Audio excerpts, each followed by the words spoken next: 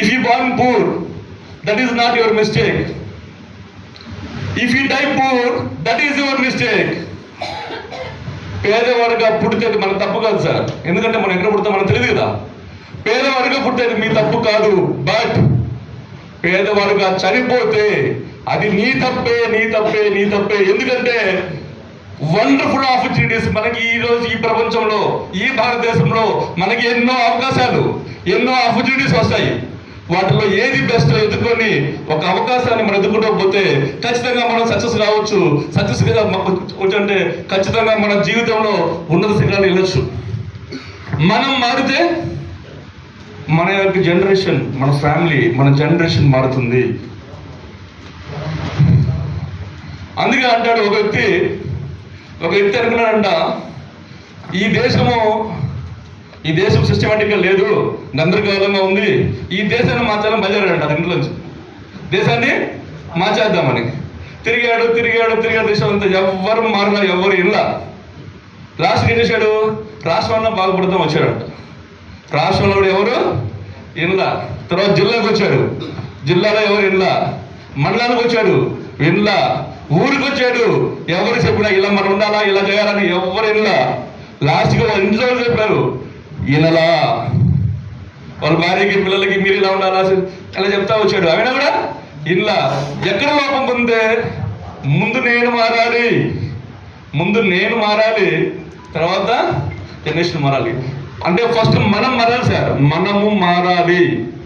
మనం ఒక అవకాశం ఈరోజు వచ్చింది మనకి, మై ఫారెక్స్ కంపెనీ ఒక మంచి అవకాశం వచ్చింది. ఇదనే కదా సార్, మార్కెట్లో ఏదైనా సరే ఒక అవకాశం అనేది చాలా చాలా గొప్ప విషయం సార్. అవకాశం లేకపోతే మనలో ఎంత టాలెంట్ ఉన్నా సరే, మీలో ఎంత టాలెంట్ ఉన్నా కూడా అవకాశం లేకపోతే మీరు అక్కడే మిగిలిపోతారు. అవునా కదా? ఈరోజు ఎన్టీఆర్ ఉన్నారు, సీనియర్ ఎన్టీఆర్ గారు.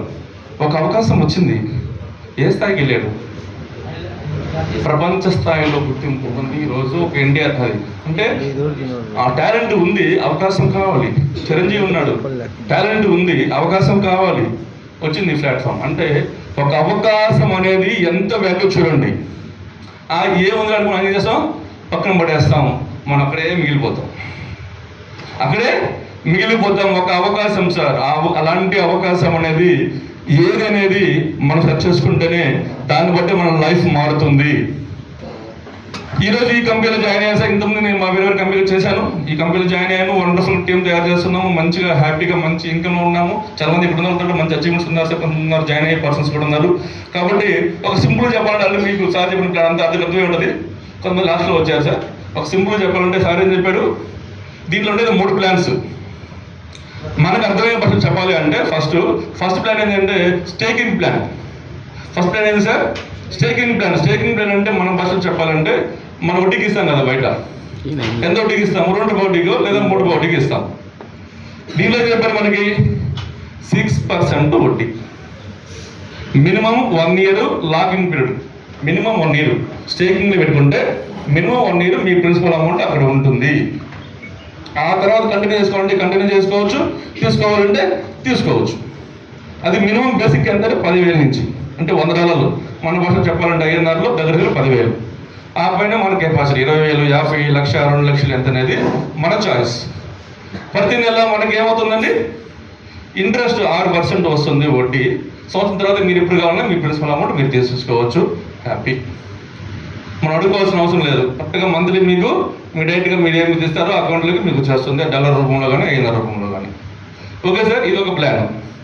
Second plan site plan. Sir మేము ఎక్కువ అమౌంట్ పెడతాము, మాకు గ్యారంటీ కావాలంటే మినిమమ్ 5 lakhs.